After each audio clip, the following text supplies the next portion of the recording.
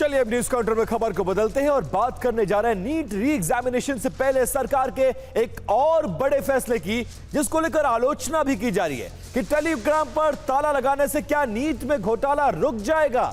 यह कहा जा रहा है नीट यूजी री एग्जामिनेशन को लेकर केंद्र सरकार ने एक बड़ा फैसला लिया है। सोशल मीडिया ऐप टेलीग्राम पर सरकार ने 22 जून तक अस्थायी रूप से रोक लगा दी है। राष्ट्रीय परीक्षा एजेंसी की सिफारिशों के आधार पर यह फैसला लिया। UEM जयपुर एक आदर्श लक्ष्य है। भावी छात्रों के लिए अच्छी नौकरी, भविष्य के लिए तैयार कौशल के साथ अच्छी शिक्षा गया है। सरकार के इस फैसले के बाद 22 जून तक टेलीग्राम का एक्सेस पूरे देश में बंद हो जाएगा।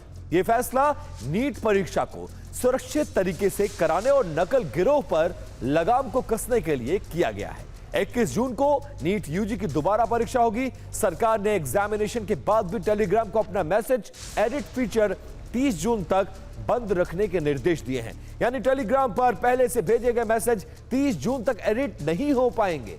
30 जून तक टेलीग्राम मैसेज एडिट करने का फीचर पूरी तरह से सरकार के निर्देश पर बंद कर दिया गया है।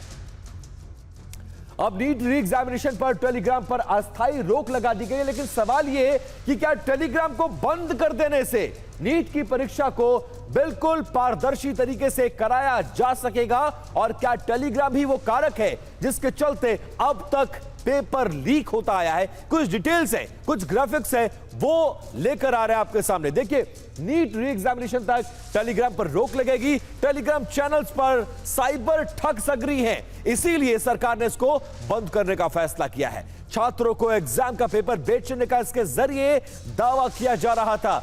झूठे दावों से छात्रों में डर और कंफ्यूजन का माहौल बना रहता है, इसलिए इस फैसले को लिया गया है। सरकार नहीं चाहती कि फिर से विवाद हो, इसीलिए टेलीग्राम पर अस्थायी रूप से सरकार ने रोक लगाया है। टेलीग्राम पर 30 जून तक मैसेज भी एडिट नहीं हो पाएगा। इसकी वजह यह है कि टेलीग्राम में पुराने मैसेज को एडिट करने की सुविधा तो होती ही है, जिसका फायदा साइबर ठग उठाते हैं। साइबर ठग और गिरोह इसका फायदा उठाते हैं और परीक्षा के बाद क्वेश्चन पेपर टेलीग्राम पर अपलोड कर देते हैं। पहले लीक हुआ बताकर इसको वायरल किया जाता है और इसके बाद छात्रों में कंफ्यूजन का माहौल बन जाता है।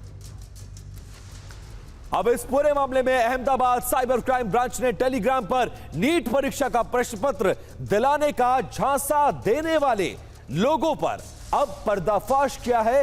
यह गिरोह छात्रों और अभिभावकों को प्रश्न पत्र दिलाने के नाम पर ठगी करता था। टेलीग्राम पर ठगी के आरोप में राजस्थान से 2 अभियुक्तों को गिरफ्तार किया गया है। पुलिस को अभियुक्तों के 6 बैंक खातों की जानकारी मिली है, जिनके जरिए 1.5 करोड़ की लेन देन का पता चला है। जांच में यह भी पता चला है कि अभियुक्तों ने करीब 44 वेबसाइट्स बनाई थी, जिनका इस्तेमाल गेमिंग, बेटिंग, जुआ और साइबर धोखाधड़ी के लिए किया जा रहा था। गिरोह ने 1 महीने में करीब 1000 मोबाइल नंबरों से संपर्क किया। मामले की जांच दूसरे राज्यों में भी जारी है। अब जांच में कई चौंकाने वाली जानकारियां सामने आई हैं। ठगी के लिए 8 टेलीग्राम चैनल्स बनाए गए थे। टेलीग्राम पर पेपर लीक के दावे किए जाते थे। छात्रों से 15,000 से लेकर 80,000 रुपए तक वसूले जाते थे। फर्जी पेमेंट के स्क्रीनशॉट दिखाकर जो छात्र हैं उनको फंसाया जाता था।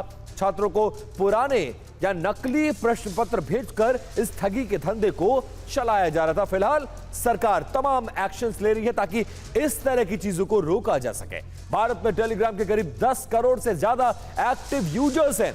टेलीग्राम पर कई कोचिंग चैनल्स भी बने हैं।